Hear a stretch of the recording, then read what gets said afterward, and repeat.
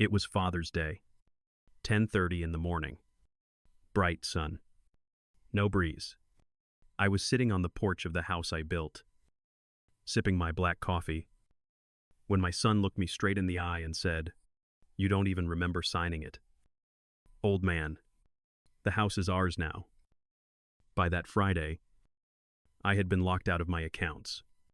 My name was quietly removed from the property deed, and over $4.8 million worth of Tesla stock liquidated without my consent. I'm Richard Mason, 72 years old, retired founder and CEO of Mason Technologies.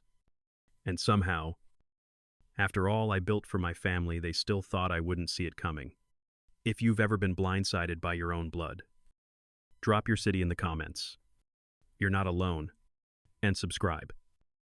Because the signature they forged, it backfired harder than they ever imagined. And it all started with one envelope, tucked under the drawer liner of my old desk. One they never knew existed. But to understand how we got here, you have to understand what I gave up to get them where they are. Looking back, I can name every sacrifice like a line item in an old ledger. 23 birthdays missed, 37 Christmas dinners I spent in a boardroom, over 100 nights away from home during my son Daniel's teenage years. I didn't complain. I built a company from scratch in a rented garage and turned it into a publicly traded operation. Mason Technologies. It became a household name. And when I finally stepped down, I did what I thought was right. I passed the torch to my son. Daniel was 38 at the time. Graduated top of his class. Double MBA from Wharton. He was slick. Camera ready.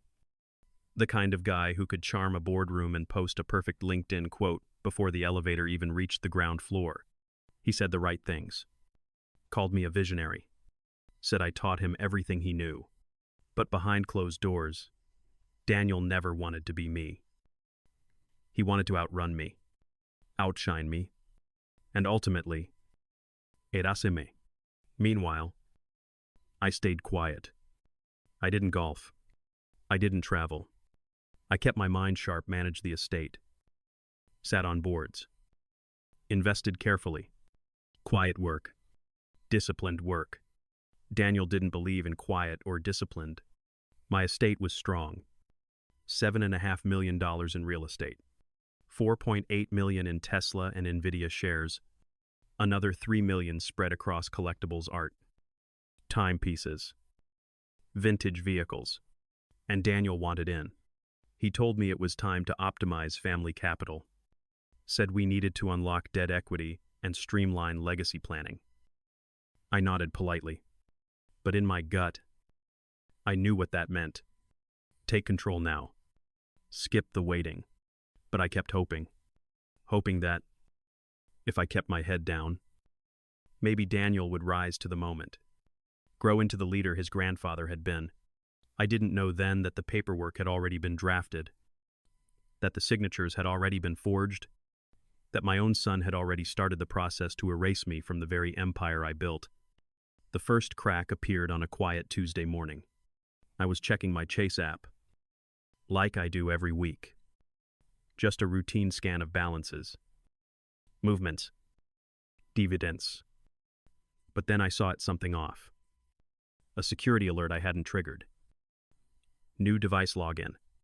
Location Los Angeles. I hadn't left Palm Springs in weeks. I double-checked, then cross-checked with my travel receipts, my IP logs, even my calendar. It wasn't a glitch. It was Daniel.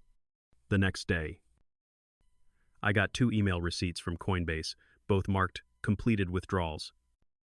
One for $72,000, the other for $85,000. The wallet addresses were unfamiliar, and the transaction notes labeled family reallocation. That's when my chest tightened. Not from fear. From clarity, I called Daniel. He answered on speaker, like he was expecting me. "Dad, relax," he said, all calm and casual. "We've been meaning to talk to you about this. It's just restructuring. Trust optimization." Restructuring. What exactly was being restructured? My accounts. or my authority. He told me not to worry. Said we'd sit down over the weekend and walk through the plan. That plan arrived sooner than I expected. Sunday morning. Father's Day.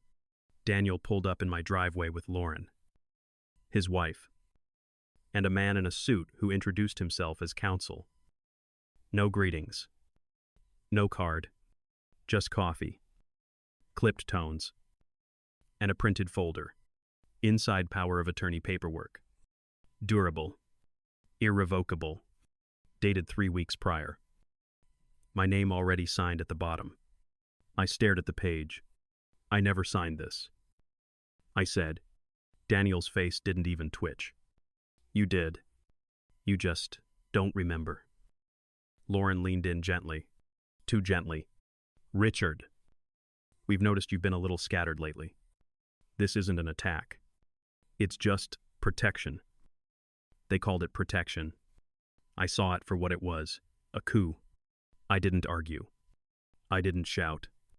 I just handed the folder back and told them I'd need a moment. That night, I received a message from Fidelity Access revoked. The name on the account had been updated. Wednesday. My Tesla shares started moving, liquidated in chunks.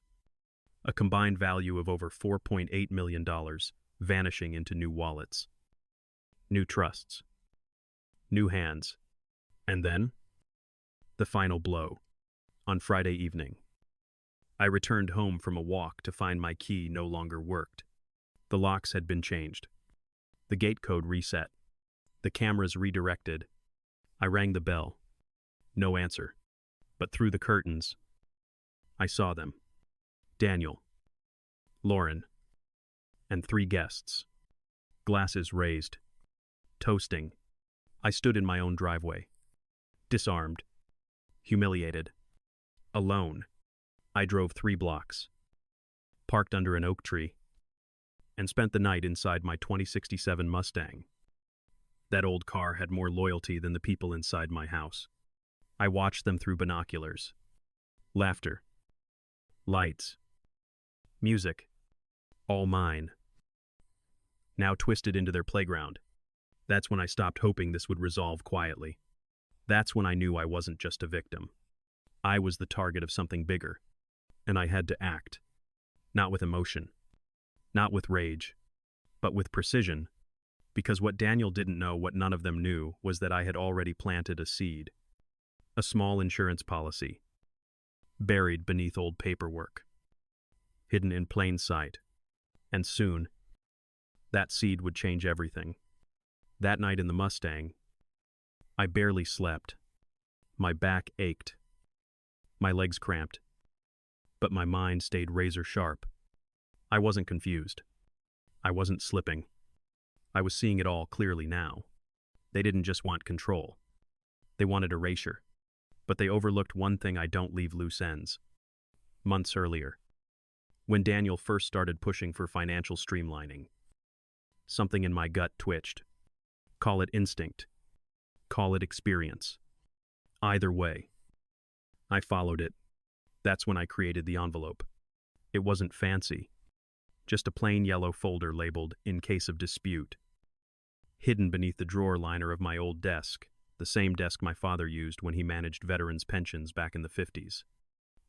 Inside the envelope was a notarized letter, dated and signed, where I explicitly stated I did not grant power of attorney to anyone. Attached was a copy of my real signature on file, with both my bank and my attorney, and a small flash drive. Friday night. While Daniel was laughing in my den and sipping champagne from my crystal tumblers, I slipped through the side gate. I wore an old landscaper's shirt, hat pulled low, and walked like I belonged. I knew the blind spots between the security cameras because I installed them. The house was loud, music blaring from smart speakers in every room. They wouldn't hear a thing. I made it to the study. Opened the drawer. Lifted the liner. The envelope was still there. I tucked it inside my jacket and left the same way I came: quiet. Invisible. Forgotten. Back in the motel, I sat at the edge of the bed. Heart pounding. I opened the envelope first. The statement was intact. The signature clean. The date 100% verifiable. Then I plugged in the flash drive. At first, I saw documents PDFs, scans of medical appointments I never remembered booking, prescriptions written in my name for medications I never requested, melatonin, diphenhydramine, then something stronger low-dose sedatives, subtle enough to dull memory, just enough to raise a red flag in a doctor's office. Attached were audio notes. My assistant, once loyal, had been forwarding emails to Daniel behind my back. One note read, "He's foggy after lunch. That's the window. Make sure Lauren handles the call." I kept scrolling. Then I found it. Footage from my own Ring camera. Saved before Daniel wiped the cloud storage. The clip showed him standing just outside my office door, whispering to Lauren, "Once we file the conservatorship, it's over. He won't even be able to vote on the trust." She laughed and clinked glasses. They weren't just planning a hostile takeover, they were building a paper trail to make me legally incompetent. That's when the second layer of the plan hit me. Lauren's cousin was the notary on the forged POA. She lived out of state, barely even met me. The witness signature, Daniel's college roommate, now a fintech consultant who just happened to install my smart lock system last winter. I dug deeper. Emails between Daniel and his lawyer detailed every step. They'd already filed paperwork for conservatorship quietly, behind my back. Their plan was to serve me within days, get a judge to review doctored records, and claim I was declining mentally. That would hand them everything: the house, the trust, the stocks, even power over my medical decisions. And here's the part that still makes my stomach turn. They planned to move me into a memory care community, not in California, in Nevada, far enough to silence questions, cheap enough to profit. The documents called it Asset Protection Phase 3. Phase 3. This wasn't spontaneous greed. This was strategy. Ruthless, calculated, and months in the making. But now I had the envelope. I had the drive. And I had one more thing Daniel didn't know about James Parker. My godson. And the most feared probate litigator in the entire state. I didn't call the police. I called James. James Parker wasn't just a lawyer. He was my godson. I'd mentored him during his first summer internship back when he still wore oversized suits and took notes with a pen. Now he was 41. Managing partner at the most feared probate litigation firm in the state. The kind of lawyer other lawyers hired when things got ugly. I sent him a single message. Need you. It's bad. It's family. He called back within 5 minutes. The next morning, James drove 2 hours straight from Los Angeles and met me at the same motel where I'd been laying low. He brought bagels, legal pads, and an expression I hadn't seen since the funeral of his father, focused and furious. He listened as I walked him through the entire thing. Lauren's manipulation, the fake doctor visits, the forged signature, the conservatorship filing. I showed him the envelope, the flash drive, the Ring footage. When I finished, he leaned back and said, "They thought you'd go quietly. They're about to regret that. We didn't go nuclear right away." James believed in pressure points, not explosions. Step 1, forensic document analysis. Within 24 hours, we had 3 experts verify that the signature on the POA was forged: stroke weight, pen angle, inconsistency across the letters. It wasn't even close. Step 2, a full cognitive assessment by a neurologist James trusted. I passed every test. Memory, reflexes, sequencing, comprehension. The doctor issued a formal declaration: Mr. Mason demonstrates full mental capacity with no cognitive impairment observed. Step 3, we filed for an emergency injunction with the county court. The hearing was granted within 48 hours. That weekend, while Daniel was brunching in Malibu with his influencer friends, we served him the paperwork right at his table. He opened the envelope between sips of his mimosa. His smile cracked when he read the first line. Petitioner seeks to nullify POA on the grounds of fraud, forgery, and financial coercion. By sundown that day, everything they'd stolen was frozen. All account access revoked. Fidelity, Coinbase, Chase. Even the trust management platform Daniel had quietly shifted over to his lawyer's firm disabled. Lauren's American Express card declined at a furniture store. Daniel's smart lock override blocked. At 10 that night, my new security team, courtesy of James's firm, installed fresh hardware across the property. Every camera, every lock, every alarm system, new access codes, new encryption. By sunrise, the house was mine again. I didn't go in guns blazing. I walked in with quiet resolve. Daniel was already on the porch, pacing barefoot in a robe, yelling into his phone. He saw me, froze, then straightened up. Dad, this is ridiculous, he started. I didn't let him finish. I handed him an envelope of my own. Inside was a single page. A clause from the original Mason Trust, dated back over 25 years. Any individual who seeks to access, alter, or interfere with estate control prior to the passing or permanent incapacitation of the grantor shall forfeit all claim to the estate, including existing disbursements, privileges, and legacy rights. Daniel had never read the fine print. I had, and now it was in motion. The moment he filed for conservatorship, the clause had been triggered. What he thought would give him everything had just cost him everything. Daniel didn't say a word when he finished reading that clause. He just stood there on the porch, blinking like someone waking up in the middle of a nightmare they created themselves. I didn't gloat. I didn't need to. The trust had been clear for decades. Try to take what isn't yours, and you get nothing. Not even a penny. No wiggle room. No loopholes. That document had protected me for years. And now, it was finally doing its job. We were in court the following Thursday. The judge was a no-nonsense woman in her 60s with silver hair and eyes that had seen every kind of family betrayal under the sun. James handled the case personally. He didn't bring theatrics, just evidence. He submitted the forged power of attorney, the forensic analysis, the cognitive evaluations, and the ring footage. He even brought in the pharmacist who confirmed Lauren had filled prescriptions in my name without my knowledge. Daniel's lawyer tried to shift the story, said I was paranoid, misremembering, in mental decline. Until James pulled out one last document, a voice memo Lauren had accidentally recorded on her phone during a call with her cousin the notary. It was time-stamped, geotagged, and crystal clear. No.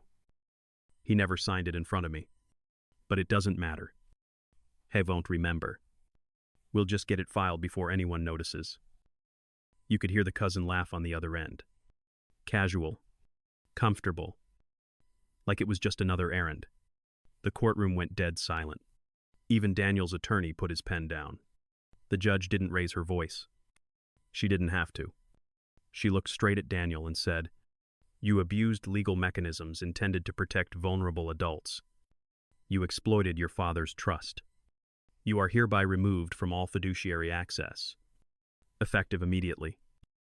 Daniel tried to interrupt. The judge shut him down cold. Lauren didn't show up to court. She filed for separation later that week. Quietly, through a firm in Scottsdale, and just like that, the facade cracked wide open. Word spread quickly through our old country club, the business journals, even the local real estate circles. Daniel had just been named to a new startup board. By Monday, he was removed. The tech media had a field day. Silicon aircut from legacy fortune after fraud scandal, from Mason Technologies to court testimony, the fall of Daniel Mason. It wasn't just reputation. It was career. Over. Finished. Lauren's influencer brand crumbled too. One tweet from someone in our old HOA. Turns out that luxury kitchen was stolen. Enjoy the Airbnb life. Meanwhile, the estate was locked down tighter than a federal vault. No one moved a cent without my signed approval. And the house mine again. The first thing I did wasn't redecorate. It was restore. I hired my old gardener, Frank, to bring the rose garden back. I replaced the swing on the porch, the one my wife and I used to sit on every Saturday morning. And then I threw a party. Nothing extravagant. Just the people who'd stood by me. A few neighbors. My old pilot from business days. Even my high school history teacher. James was there. Of course. So was Maya, his niece, who'd helped prep court materials and would soon run my new foundation's legal team. Daniel sent me a letter. Not an apology. Just a suggestion. Let's resolve this quietly. For the sake of the family name. I framed it.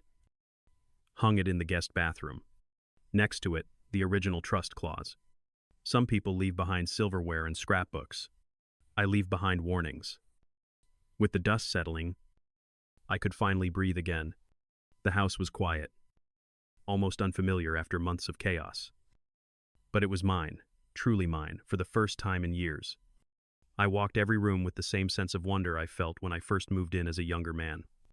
I ran my hand along the banister, stopped in front of the fireplace, and let myself remember everything worth saving. Some mornings, I'd wake to sunlight streaming through the kitchen, smell fresh-cut grass, and hear Frank humming outside as he worked the roses back to life. The silence wasn't empty anymore. It was peaceful. Neighbors dropped by, some with casseroles, some with awkward apologies. A few, like Janet from across the street, brought stories I'd never heard, how they'd always suspected something was off, how Daniel and Lauren never quite fit the neighborhood. It was almost funny. How quickly the world moved on from their drama once the truth was out. Word of Daniel's downfall traveled even faster than the scandal. Within a week, he was removed from every board. His LinkedIn wiped clean. I heard, through an old friend at Fidelity, that Daniel's accounts had been audited by 3 different agencies. Every dollar he'd touched was tracked, traced, and locked. He was no longer the man everyone called for business deals. He was the cautionary tale whispered about at every conference. Lauren, for her part, reinvented herself as an empowerment coach in Arizona. She never reached out, never apologized. I didn't expect her to. I focused on building something real, something lasting. With James's help, we launched the Mason Trust Foundation. Our first grant went to a retired engineer who'd lost everything after his own daughter drained his savings. The man cried when we handed him the check, $25,000. Enough to get back on his feet. Enough to show him he hadn't been forgotten. We made a habit of it. Every month. Another case. Another family helped. Sometimes we hosted quiet dinners at my house, survivors and advocates, lawyers and volunteers. People who knew firsthand how quickly family can turn. There was no bitterness, just relief and a kind of gratitude you don't see at most charity events. I also found myself reconnecting with Maya. She was sharp, determined, funny in ways that caught me off guard. She loved the old stories about how Mason Technologies started with nothing but a folding table and a coffee maker. She asked about my wife, about the way the house used to feel when my family still felt whole. Slowly, my world became bigger again. Not because I reclaimed my money or my house, but because I reclaimed my dignity, my peace, and my community. Sometimes Daniel would try to reach out. He sent short emails, always formal, always about family reconciliation. I read them all. I never replied. Some bridges you can't cross twice. Not after a fire like that. Instead, I let my actions speak. I taught workshops at the local library, everything from basic investing to elder abuse prevention. People came with notebooks and questions, hungry to learn, hungry for protection. I found myself smiling more, sleeping better, waking up eager to start each day. The consequences Daniel faced weren't just legal or financial, they were lasting. He had to rebuild. From nothing. With his own hands this time. The world that once opened doors for him now watched and waited, curious if he'd learned anything at all. And as for me, I learned to trust again, but more carefully, more wisely. And I learned that real wealth isn't in the accounts you guard.